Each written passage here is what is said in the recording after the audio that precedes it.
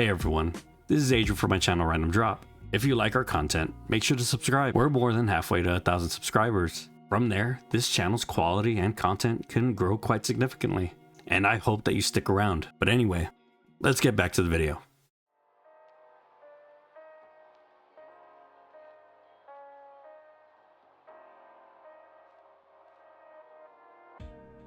Promise of Tomorrow opens with you and your friends gathering in the back rooms to re-examine recent events. Shale updates everyone that she's been scouring the terminal from the depths of the Everkeep, but she's failed to uncover any trace of Calyx's activities. She asks for more time, and Galuljaw offers his help to her. Geode wants to patrol the town to search for any leads and make sure no new problems have arisen. He asks you to join him in case the machines go haywire again. Sphene and Kryl decide to join along. Meanwhile, Wuklamat says she means to speak to the city's administrators about bringing her Landsguard to Solution 9 so that they're able to protect those who are moving to Tuliolal. Outside, your party meets up with Geode. Catching him lost in thought, you ask if he's okay, and he says he is, given the circumstances. He's noticing how restless and torn the people of Alexandria have become. Their queen shielded them from the specter of death and loss for so long, and now the moment mortality becomes an unavoidable fact of life, they're greeted with an outbreak of violence. He doesn't blame them for giving the endless option a serious consideration. Sphene agrees and relates. She believes that no one, even Calyx, should dictate how people cope with the specter of death. She wants to put the choice back into the hands of the Alexandrian people. Geode asks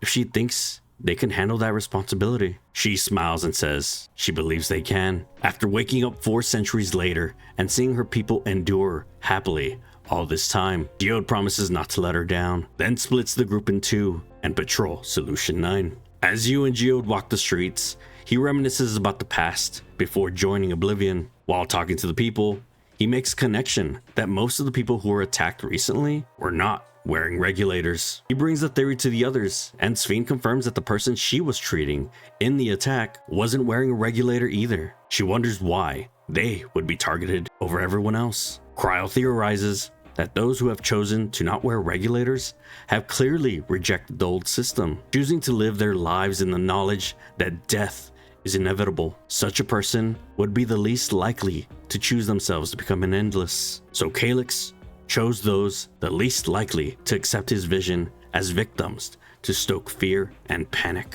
Geode is angry that Calyx would harm citizens. As things are bad enough, plenty people would register to become endless. Kryl thinks that maybe there's a secondary reason Calyx had the citizens attacked. Before you can analyze the clues further, Galuljaw contacts you and asks for help, as he's lost control of the soldiers in the residential district and fears they may hurt more people. When you arrive at the residential district, you witness a machine soldier lose control and try to attack a citizen without a regulator. After saving him, Geode heads out to sweep the area.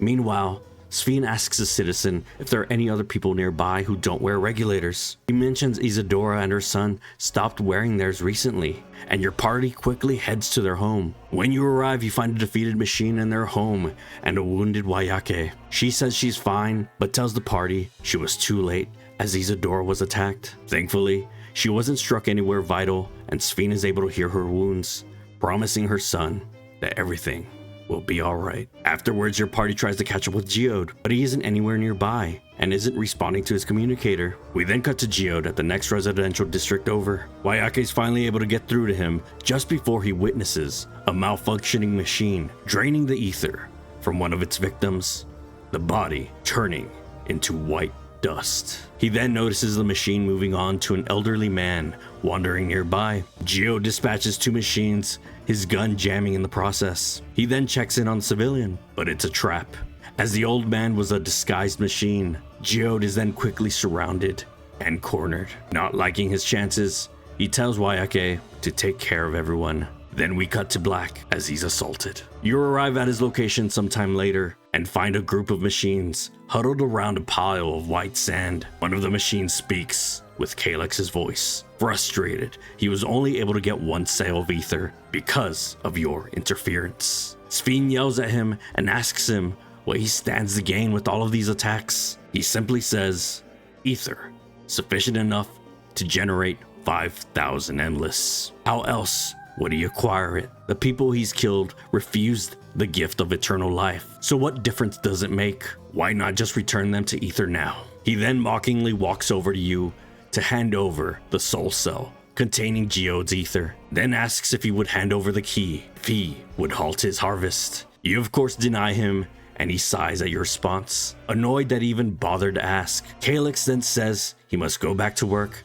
and there's much to be done if he's going to take the key by force, vacating the machine units, leaving empty husks behind. Afterwards, you head to the back rooms to update everyone and mourn your fallen friend. The members of Oblivion are horrified by the news. Galulja is frustrated by his powerlessness to do anything. Nostalgia leaves in anger, mentioning she won't do anything stupid. She needs to just clear her head. Kryl follows along to make sure she stays out of trouble and to give her sister peace of mind while she rests. Shale thanks you and Geode for rushing in, as things could have gotten far worse without you both. She's hopeful with the new information and leads she may be able to pinpoint Calyx's location, but she's clearly shaken by the loss of her dear friend and asks to give her and the other members of Oblivion just a little more time to process. You talk to Wayake, and she mentions how Geode was like an older brother to her and Nostalgia, but she's worried about Shale, as she's probably taking it the hardest, knowing Geode the longest, and on top of that, losing Kakiwa recently as well. You check in on Shale, and she's frustrated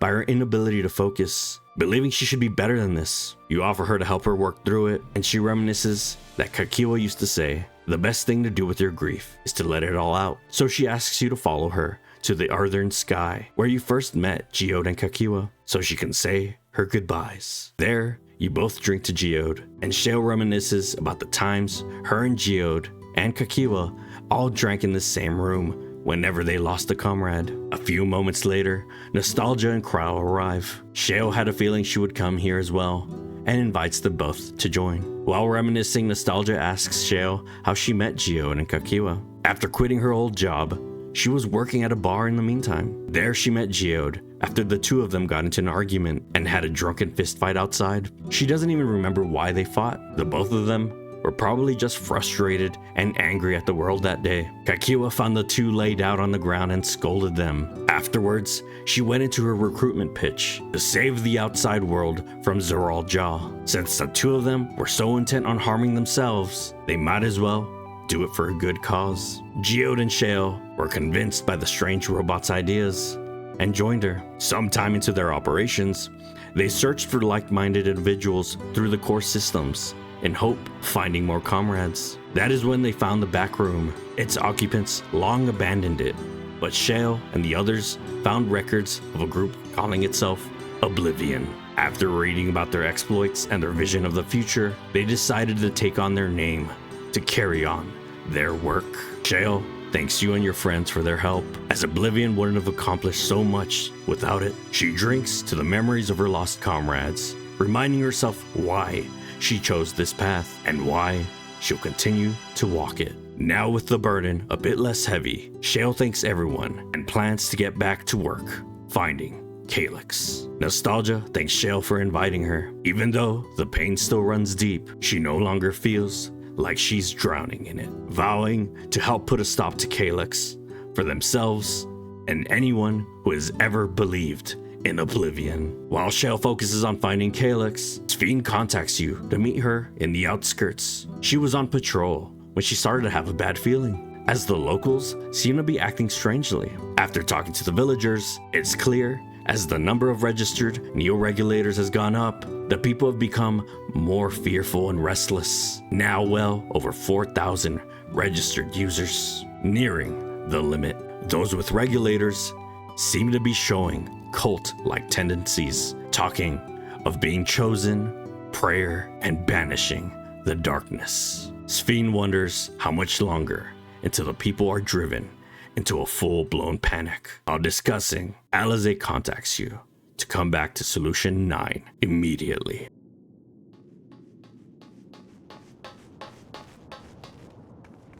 What's happened? Sorry to drag you out here, but I thought it best you see for yourself.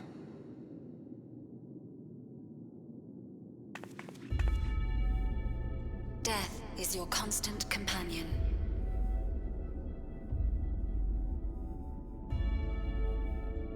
you toil with diligence, death may come ere your reward is bestowed. Though your grand works be poised for completion, death may come ere you wake the following morn.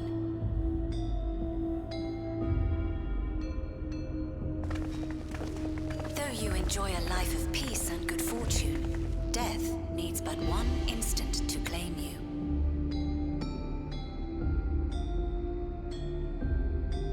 Your bodies are weak.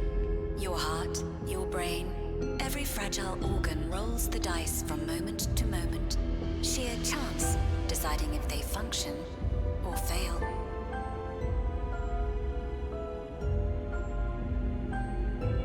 Be you stoic or generous or righteous, no virtues tip the scales in that fatal reckoning.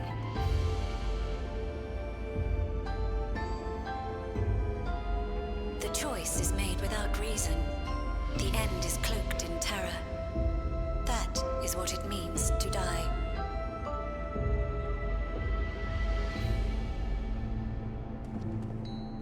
The announcement began after we finished our meeting with Gossen. As for its source, well...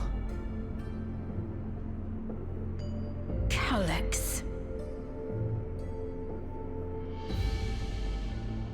There is no shame in being afraid. It is that very fear which will drive you to conquer death.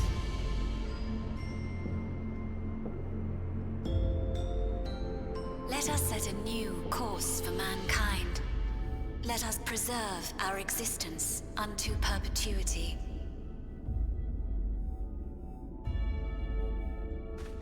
Hope for it, wish for it, pray for it. We will become endless. With evolution's brilliance, will we banish the ever-present darkness of mortality.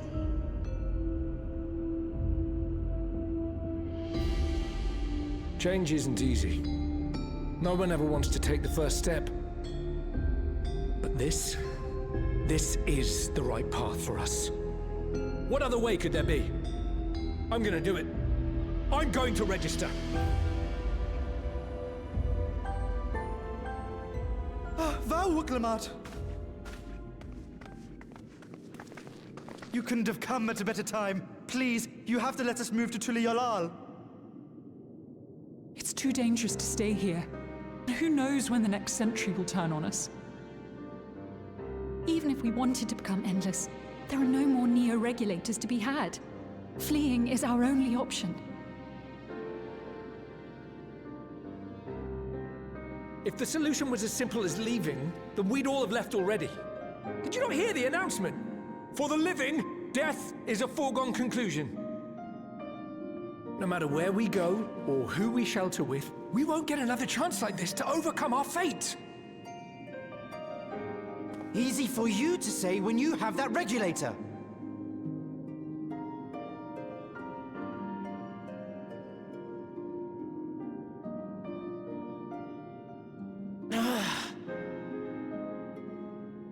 The Landsguard are on their way as we speak, and arrangements have been made to see that you all will be safely evacuated.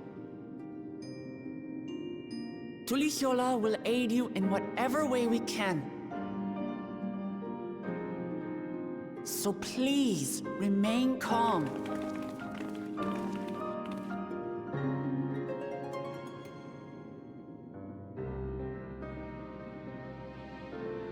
I want to help Alexandria.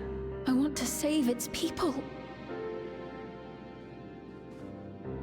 But what can I do?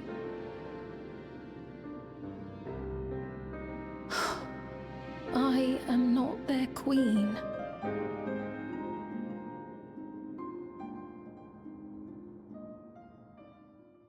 Wuklemat is frustrated by the situation in Alexandria. She's happy to take in any Alexandrian that wishes to evacuate, but what will become of the previous Fiend's kingdom? She refuses to let her legacy be sullied any further. A few moments later, Shale arrives with good news. With Galuljaw's help, Shale was able to discover a laboratory on the Everkeep's 10th level that once housed the Preservation Initiative. In the hidden lab, your party explores its varying sectors, trying to find clues on Calyx and preservation. You learn that many of the scientists of preservation seemed like ordinary people, working together for the sake of Alexandria. That is, until at some point there was a division, and those who agreed with Calyx's philosophies became endless, while the others seemed to have left the organization altogether. In one of the sectors, your party finds a lab containing empty key vessels.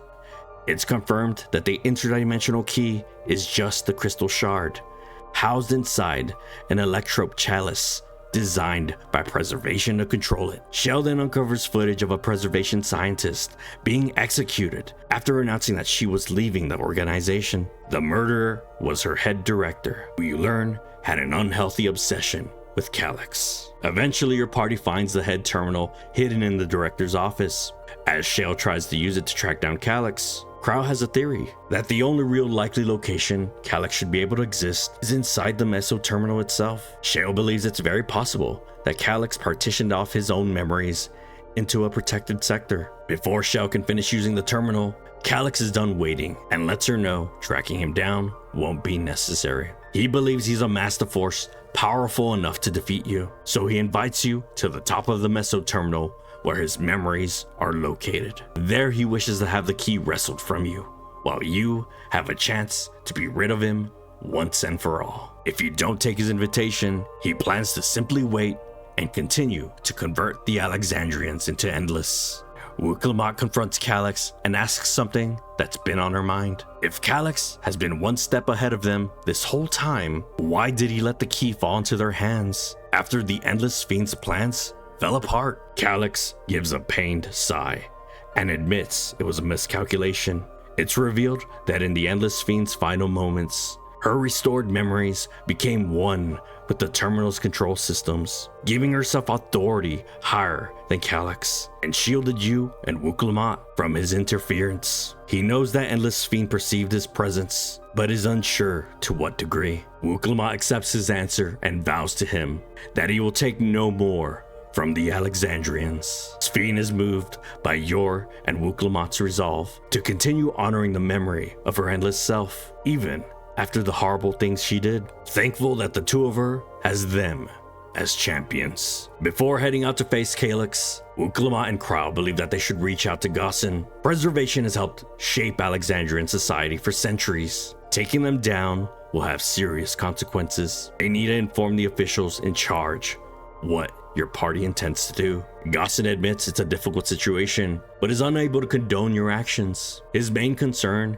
is stemming the ever-increasing terror of mortality when becoming endless is no longer an option. He also believes that stopping the creation of more endless would render the deaths of those who were attacked meaningless, finding it cruel to take away what little solace the people have left after they've just learned how to mourn. How are they meant to overcome such tragedies? We stop begging others to teach us for a start.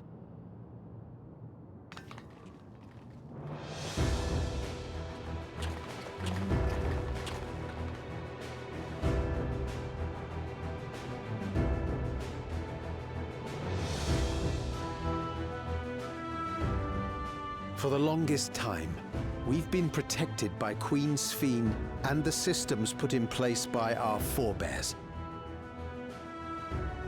The hardships and responsibilities of life were distant things, and we felt entitled to our comforts, even as we barely noticed those who risked everything to keep us sheltered. But no more. From now on, we need to learn on our own. How to live with the promise of death. How to endure the pain of loss. We may never learn to love such things, but we may learn to survive them. The people beyond the barrier, even the Alexandrians of old, they've all had to live with these fears. There's no reason we can't do it too. Gossen, if you truly care for the people of Alexandria, then now's the time to start thinking of ways to prevent more deaths.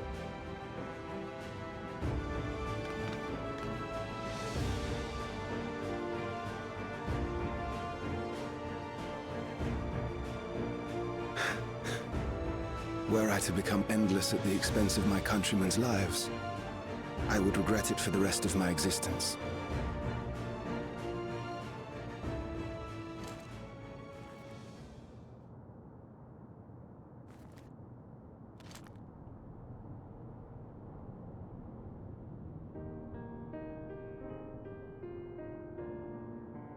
Forgive my weakness.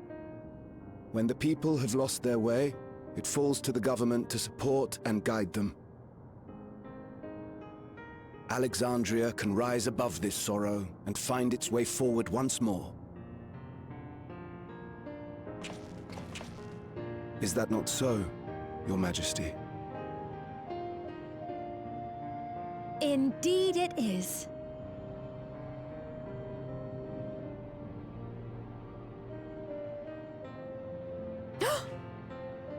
No, that wasn't... what I meant to say was... Calm down, Sphene. Amity, you used her name.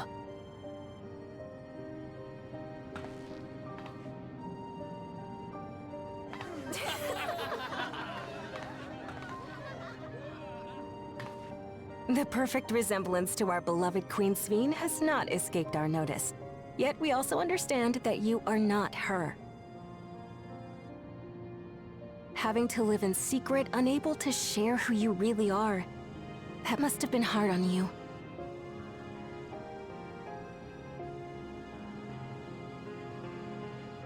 When you come back, please tell us all about yourself.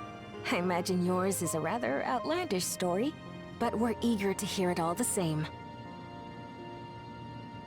You're one of us, an Alexandrian, and we don't abandon our own.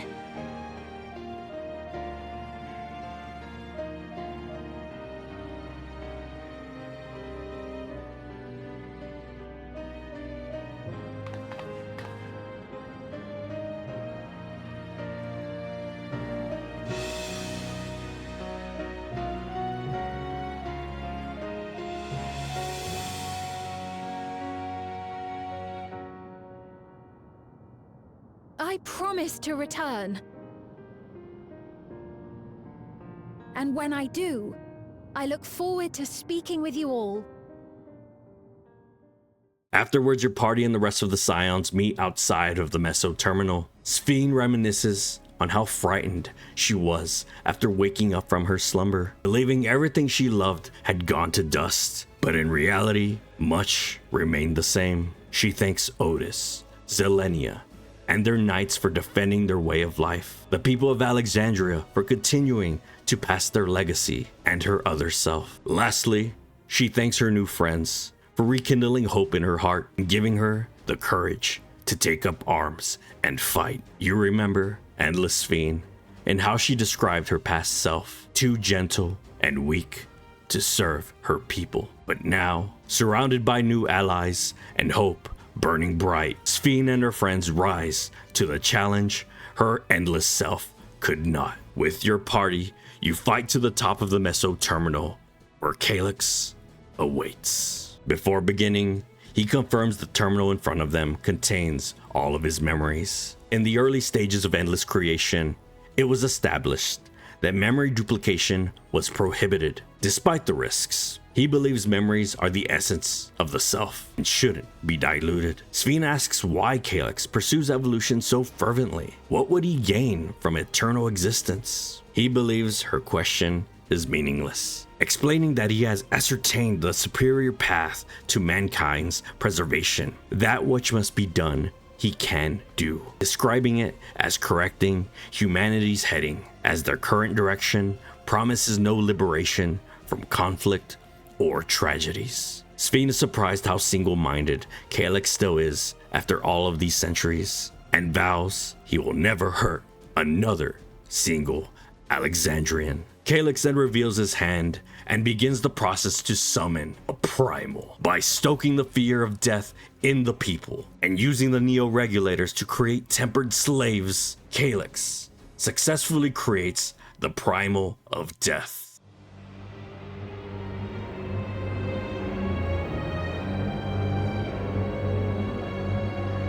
Securing the requisite ether is simple. I need only reroute lightning energy from living memory. Then I encourage the populace to define its form through hope and thought and prayer. Such an abstract method, however, is rife with unpredictable elements. What I wanted was an entity that could defeat you with utmost certainty. To that end, I set strict parameters for a concept of my own design. It was a laborious task, one that required almost more time than I had, but I managed it in the end. And now, everything is in readiness. I bid you, come forth.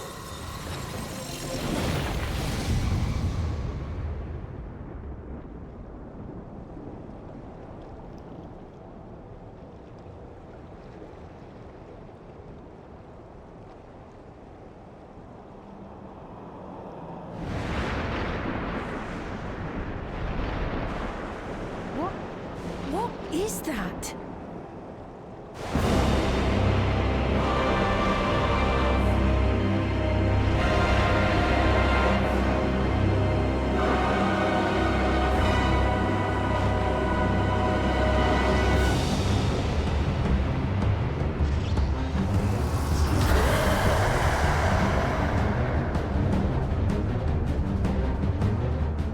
A primal summoning, and one defined by a concept, no less.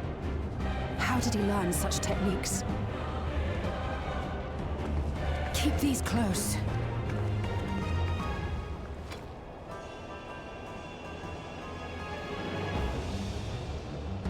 That is a false deity, brought into being through the prayers of the desperate and the hopeful.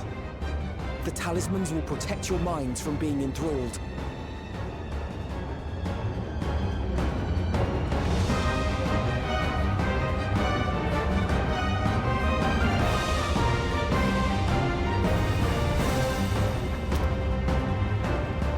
Do you still mean to stand against me?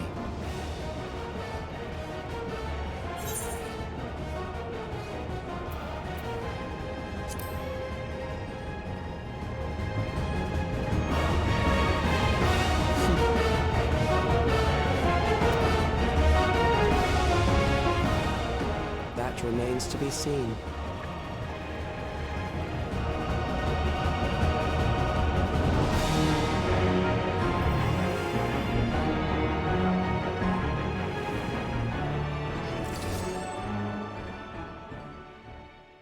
You and your friends are successful in banishing the primal.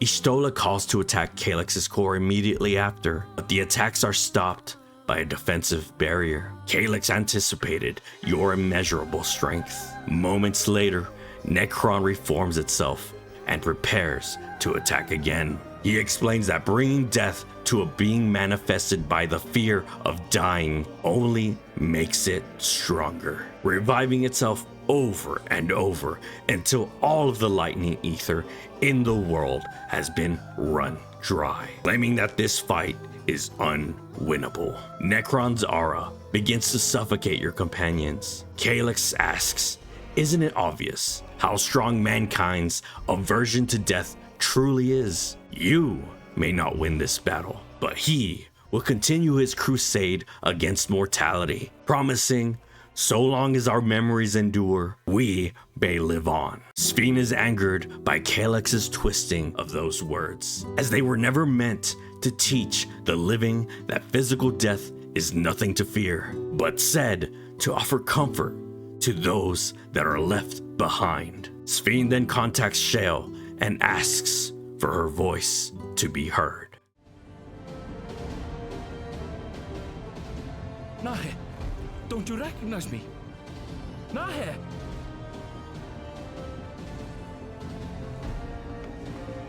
What's happening? What's wrong with them?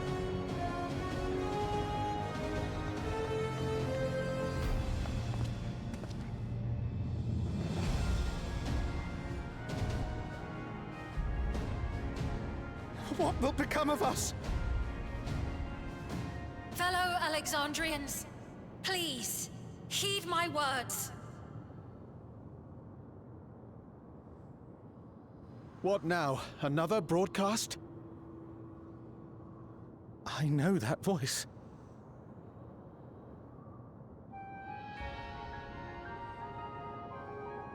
Death can be frightening and terrible.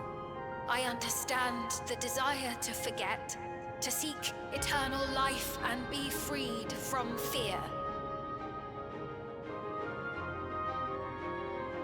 Yet, we live in this world in the here and now, the bearers of memories varied and rich.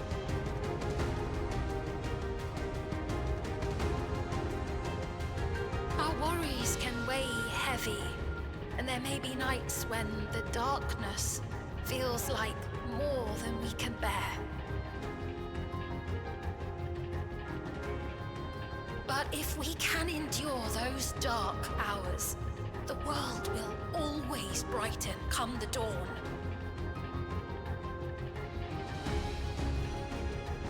And in the chill of that new morning, will the memories of loved ones be there to warm us and carry us forward?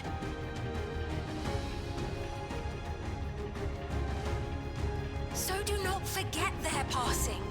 Let them be our courage. Fear not a life well lived. For one day, the memories we leave behind will be the warmth another needs when their morning finds them.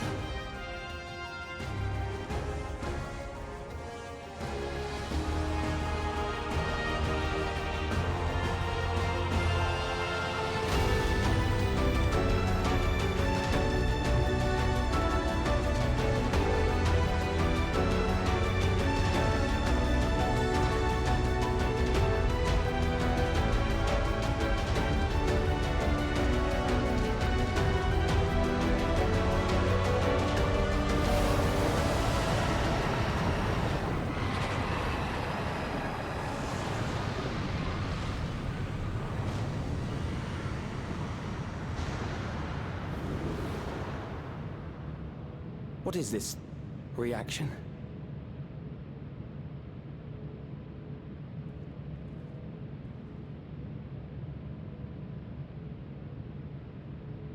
An irregular factor in the equation. Eliminate her.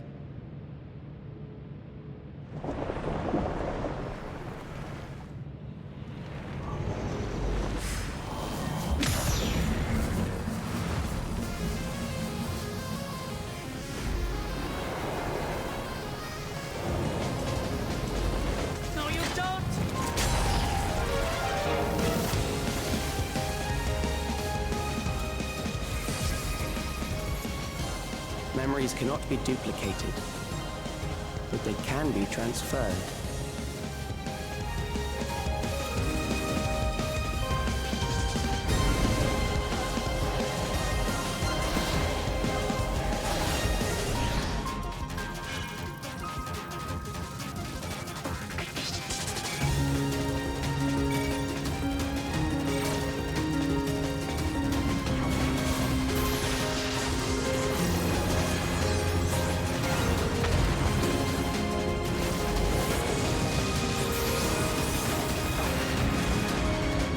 Leave the primal to us. Hurry and take care of that memory bank.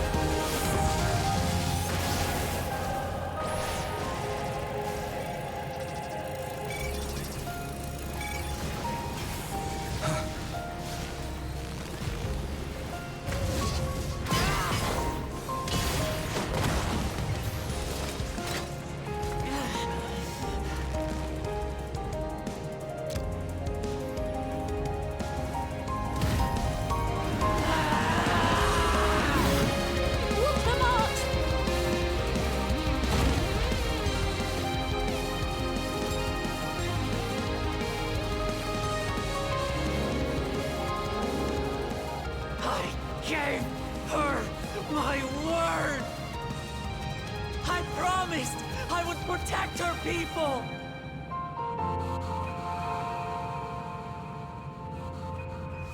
And we will protect them! Together!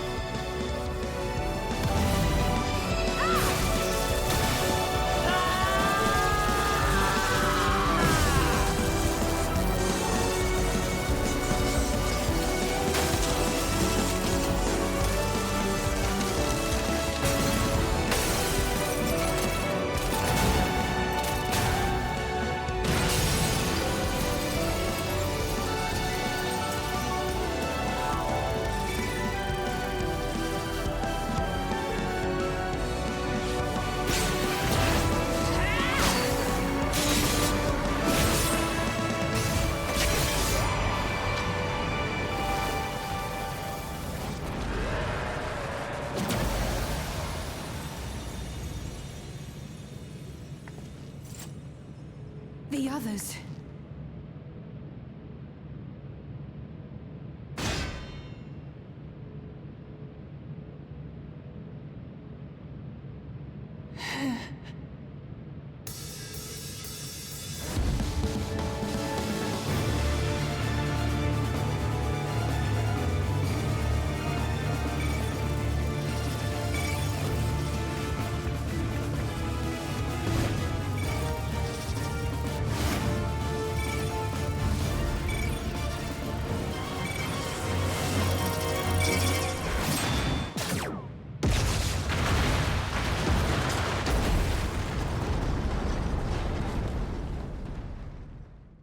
After the core is destroyed, Wuklamot passes out due to her injuries from attacking the barrier. Alphino begins to heal her, and in that hazy light, Wuklamot sees the image of the Endless Fiend. She smiles and tells her she kept her promise. Outside of the terminal, Alphino contacts Koana to make arrangements to have Wuklamot taken back home. She will heal in time, but due to the extent of her injuries, she will likely spend many days resting. Sphene looks at the Meso terminal and is glad that Calyx will no longer dictate the course of their people. No longer will their grief be locked away or forgotten. Istola reminds everyone that once things have calmed down and everyone is rested, they must investigate how Calyx learned to summon a primal, as where there are primals, Ascians are nearby. On the way back to Alexandria, your friends bring Sphene up to speed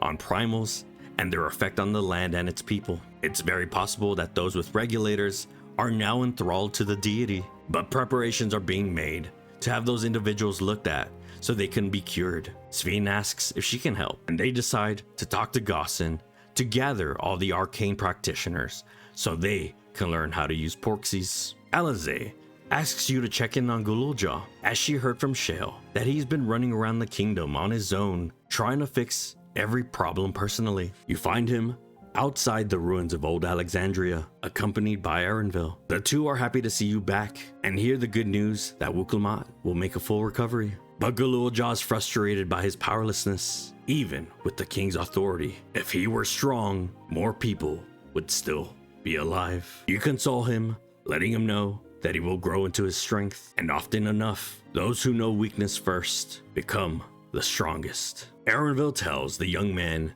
that he has his whole life ahead of him, and he has to start somewhere. Gululja wipes his tears and tells you both there is something he wants to show you. He takes you to a rock formation overlooking Old Alexandria, with swords plunged into the ground. His father had noticed his swords a while back. He asked Wuklamot to bring them here. He announces to you both that he's decided to train under a Landsguard soldier to become a swordsman. He still isn't sure if he wants to be the King of Resolve, but he knows he wants to be strong to protect the people he loves. So he will train as hard as he can until one day he is ready to return to the spot and take these swords. He asks you one day, when he's bigger and stronger, if you would spar with him. You smile and nod in agreement. Afterwards, you head back to the back rooms and take a much needed break. Several weeks pass. In that time, Grahatia and Cryo worked on the report for the students of Baltesian. They report that after Calyx's defeat in the Meso-Terminal, Oblivion conducted a thorough investigation and found multiple preservation facilities. In doing so, they came to understand the regulator's design and function. It's revealed that the memories pertaining to the deceased were never erased, but in truth, locked away. Restoring the buried memories was a simple matter of transmitting a signal from the Meso-Terminal. Alexandria then started a memory restoration initiative to open and willing participants. The party that initially shut down Living Memory and Sphene are to escort Gaussen to the Meso-Terminal to witness its reactivation. Before you leave, the volunteers to memory restoration wish you luck, good or bad. They want to face their memories, not only to honor those gone, but to make whole those who are still here. When your party arrives, they reminisce about the first time they arrived at Living Memory. Prial then goes over the steps on performing the memory restoration. The first step is to reactivate all of the terminals at the same time, supplying the ether necessary to operate the equipment without creating any new endless. Once things are up and running, they will use the Meso-Terminal to transmit the signal that will unlock the sealed memories. Cryo asks Sphene if she can help with one of the terminals, and she agrees. That is, until a familiar voice chimes in from behind. Not to butt in, but would you mind letting me take it? Lamichi! Should you be up and about? I'm fine. My worrywart of a brother exaggerates. Mablu came by to fill me in on your plans. After that, I couldn't stand being cooped up a moment longer, so she helped me sneak out of the palace.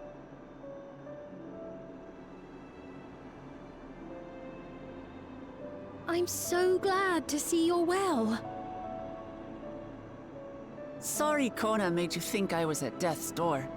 I was keeping up with reports and know what's been happening in Alexandria. I made the decision to erase the Endless, and bore witness to their final moments. And though it's only a tiny fragment, their hopes live on in me.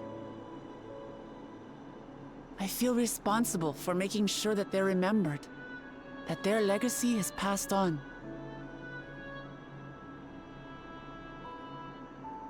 So please, let me help with sending the signal.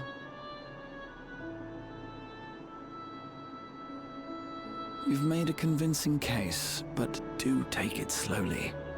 The way is not without its perils. I'll be careful. Thanks. Very well then. I leave these tasks in your capable hands.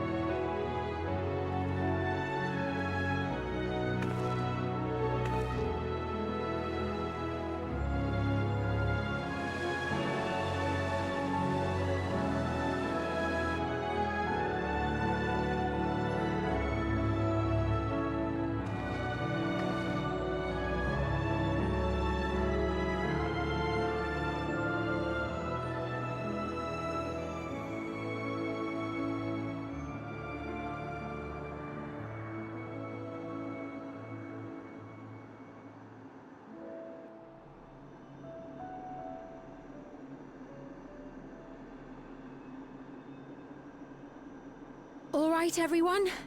Begin.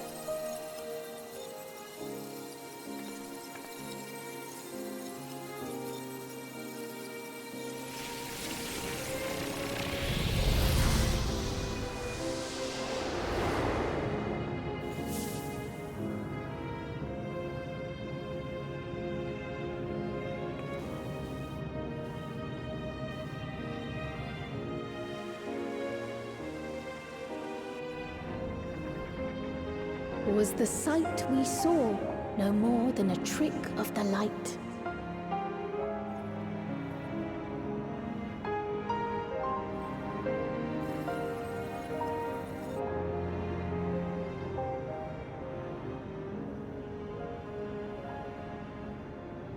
Or was it a gift? The terminal's parting miracle?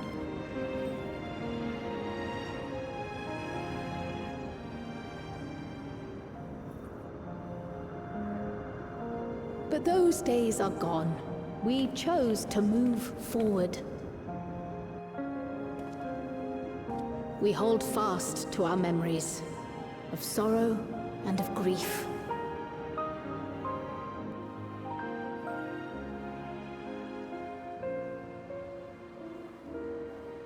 That we might live full in the present ere the time of departure comes.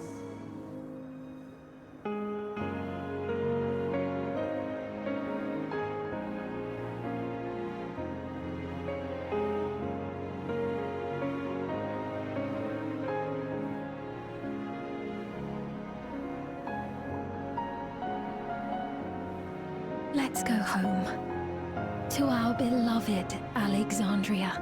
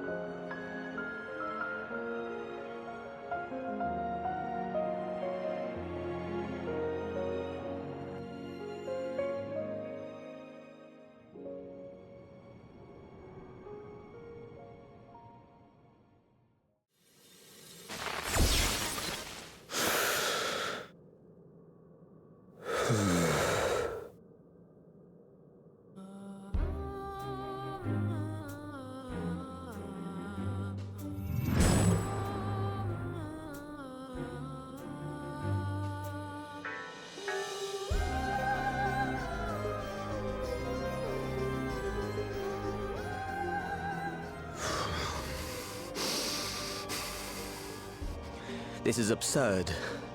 I have neither heart nor lungs.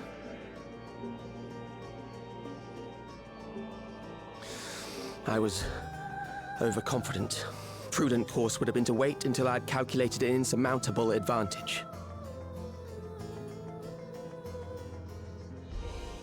A rash decision. One perhaps influenced by the others and their developments.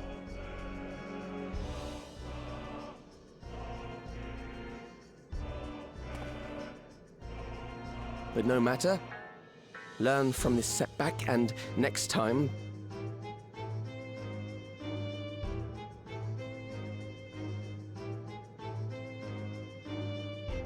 Next time? How much time and effort did I pour into this master plan? I had it. I had it. At long last, I was to open a new path.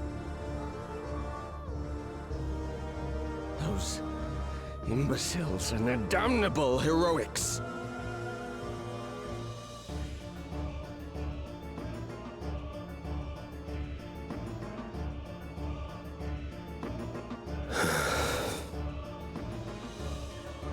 Detected the stench of failure already, have you? Such a keen sense of smell.